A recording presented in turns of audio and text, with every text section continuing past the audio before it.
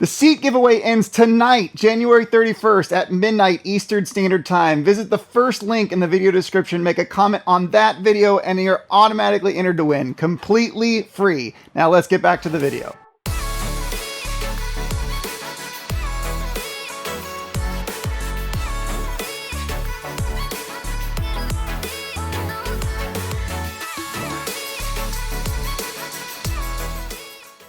And while you guys enjoy a blue tape paint job, I'm going to take this time to address two concerns from the last video. The first of which was using drywall putty as a filler. So I need to take a step way back and need to address how I'm going to make this mold.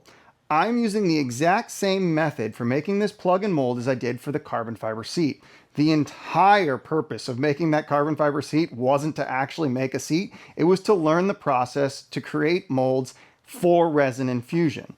So why is resin infusion so important? Well, this helicopter is already aft heavy from the factory. Putting additional weight like a cowling after the CG is already a bad idea.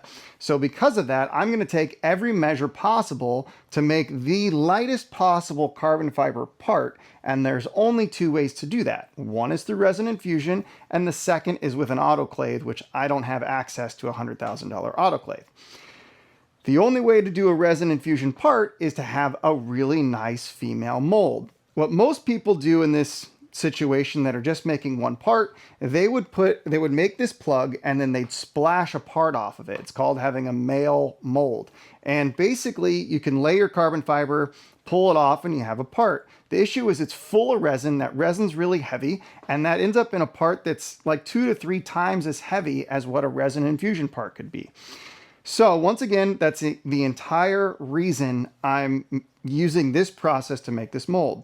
So going back to the drywall putty, that putty is just going to make my foam look good. After the foam looks good and it's all filled, I'm going to follow that up with a full layer of fiberglass cloth and epoxy resin. That'll give it strength, and then that's when I can start building my molds off of that. Another thing to address was why I didn't stack this together better, and I'm being a little haphazard in the things that I'm doing to make this. So when I was designing this part in CAD, and I'll try and find a picture and show it to you guys, there's actually a bit of a concave section in this part. The reason for that is CAD, especially surfacing, they don't like contours. The computer basically wants to throw a nice smooth shape and be left alone. And as soon as you start screwing around with how you want the computer to model that shape, things go wonky and it ends up with a bad part. Long story short, the least amount of contours that you're using to help shape that part, the better. I think I used 3 or 4 for this particular section, and as I added more, it blew up and was super ugly. So what I was left with was 2 locations that have concave areas, and then actually some sharp edges down at the bottom. Knowing all this, and not knowing if I could trust the scan that I ended up making, or my CAD skills to make my CAD part match the scan, I already added 100 thousandths to the entire surface of the rear cowling. So that meant that I have to sand it down anyways. So I was much less concerned with getting these parts perfect because once again, I knew that I was going to have to come back and sand everything, fix those concave locations, those extra peaks, and basically hand massage this all into the fuselage so that when all this is said and done, it looks perfect. If I had a full CAD model of the part that of the fuselage that I started with, sure, I probably would have made and taken a lot more time to make sure that the CAD models were perfect and then machine them from that. But I didn't. I'm working from a part from real life, and I got to make CAD life match real life, which isn't always easy. Now that we have that out of the way, you can either go back and check out the carbon fiber seat process or follow along as we do the exact same thing for this one. The foam plug is officially on the helicopter for the last time. The next time this thing comes off, we'll have a complete set of fiberglass molds that we can then use for that resin infusion process. Right now, I'm actually really happy with how it's on here. It's snug enough basically where I can't even get it off. There's a little flex in these spots up here where there's not much support. So I'm just going to use hot glue to physically glue those to the fuselage and give that some more support. Also, key note here, the blue tape is basically just insurance, a condom for the fuselage, if you will. It's not here to do any release for me or build any material. It's literally a last resort, so whatever I end up choosing to put down for building thickness and for release, that if all else fails, it'll get to the blue tape and it'll still come off the fuselage. So I'll be using just a hand block sander with 80 grit on it, and this big banana essentially with 120. We're going to hand massage all this out, remove the extra 100,000ths that was left on here initially, and get this blended into the fuselage the best we possibly can. So here's another really good reason why foam is a perfect material for this process and this stage, and why I wasn't too concerned with getting these things perfectly machined and also perfectly glued up in the process.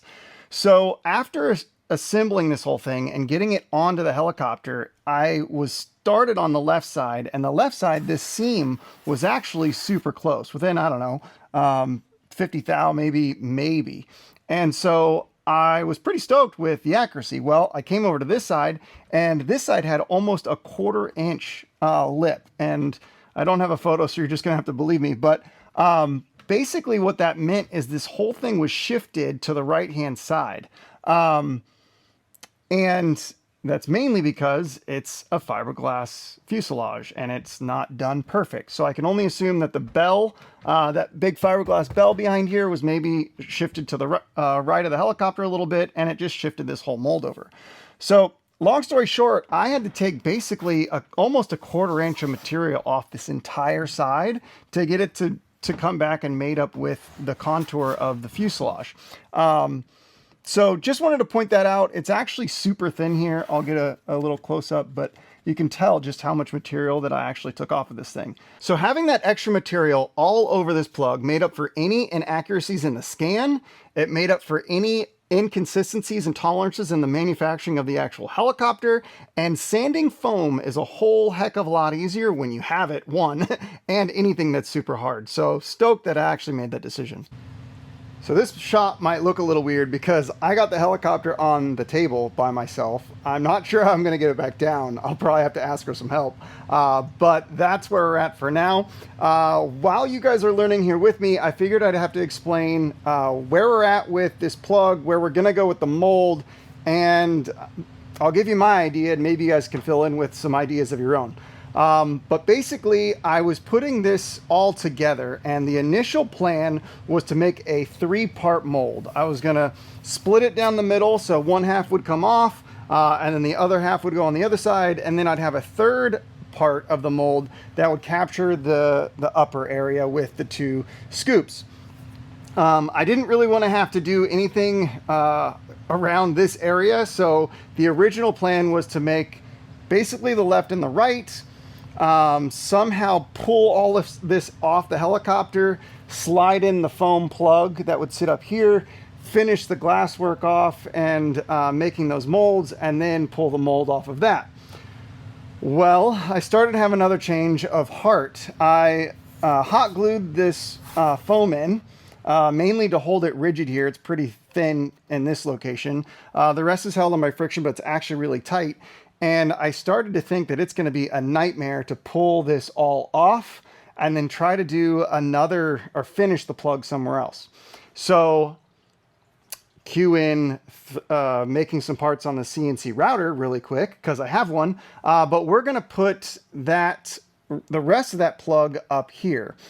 The main thought behind that is I can make all of this body work really nice and smooth, and I'm not going to have to worry about getting this plug on and off, which I think is going to be a nightmare.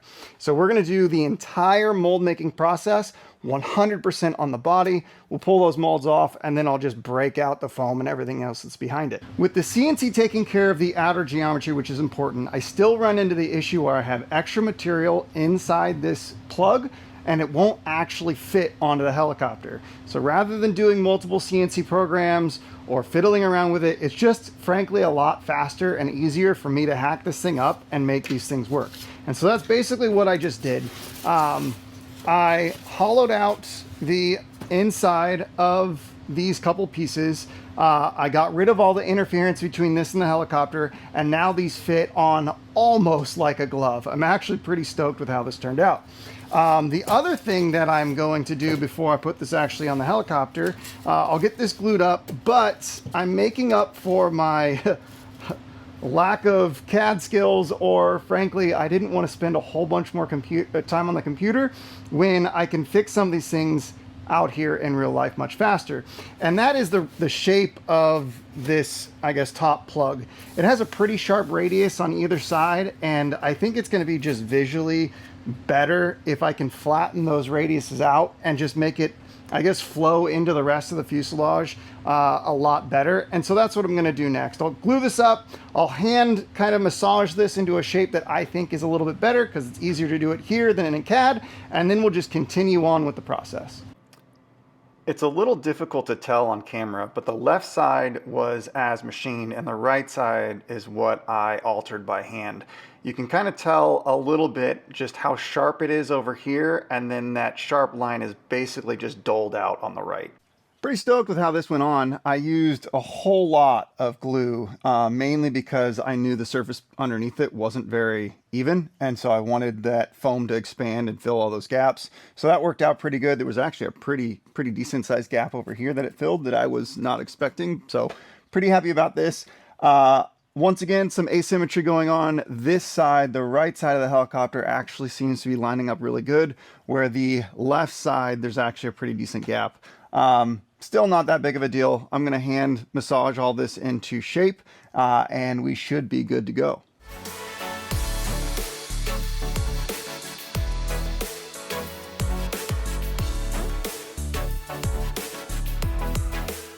So we're back here again with these pesky side pieces. There was actually some really good comments on the last video about what I should do. Just to be really clear, this was just a super easy way for me to try and fail quickly to see if it would work. It took about, I don't know, an hour of my time and only a few dollars. Well, it was scrap material, so basically free material. So I was just trying to get somewhere that I could use with what I had. Clearly, it was not ideal. I should have done this from the get-go. I had a buddy of mine, Smitty, thanks a lot for printing these out on his bamboo.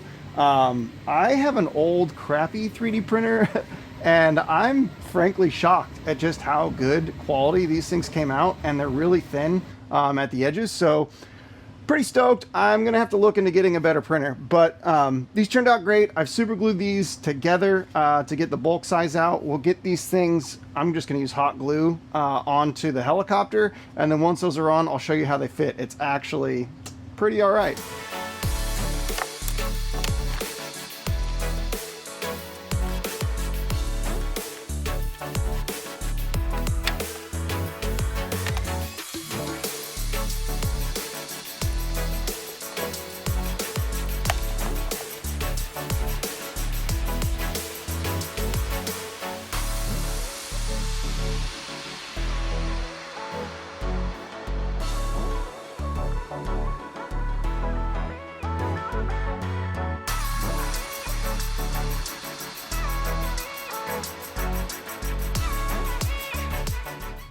So after getting these 3D printed side skirts installed, I came back and filled those gaps with some expanding foam. I think that's actually going to work really well. There was also a really big void on the other side of this plug that needed to get filled. So once again, use that foam there. And finally, we have one more and last thing to use on this plug, and that is our good old all-purpose drywall mud. I actually planned on using a lot more because I thought we were going to need it, but to be fair, this plug turned out super good and the finish is nice, and the way that it has actually made it up to the fuselage has been pretty ideal. So we're gonna forego using a whole lot of that, but we do need to come back and fill some of these smaller voids. This is actually caused by those pre-cuts in the foam. When we CNC machined it, it just so happened that they came close to the surface and it was really thin, so it left some cracks. So we're going to get those cleaned out with an air compressor, make sure it's mostly clean, and then just fill those in with some drywall mud. I'll let that dry for a little while, then we'll come back and we'll clean up all of the bulges from the expandable foam. We'll clean up the drywall, and this plug should be ready to go.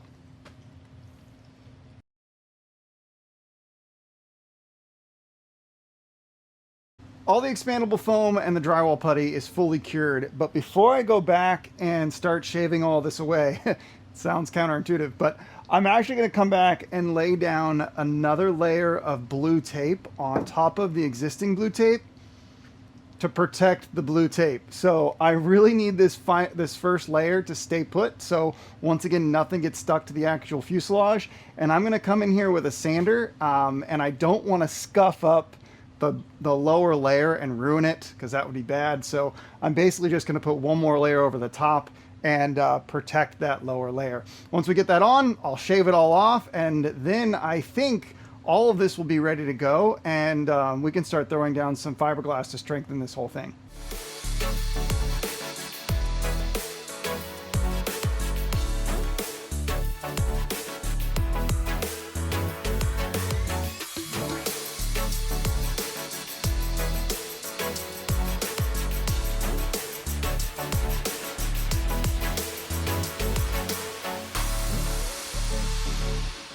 All right, guys, I think that's going to do it for all the body work on the foam. You know what? That 3D printing came in pretty clutch. Thanks, Smitty. And you know what? That drywall putty worked out all right, too. The next time you see this thing, it will be in the paint booth right over there while we throw down some fiberglass. As always, go build something cool, never stop learning, and we'll see you on the next one.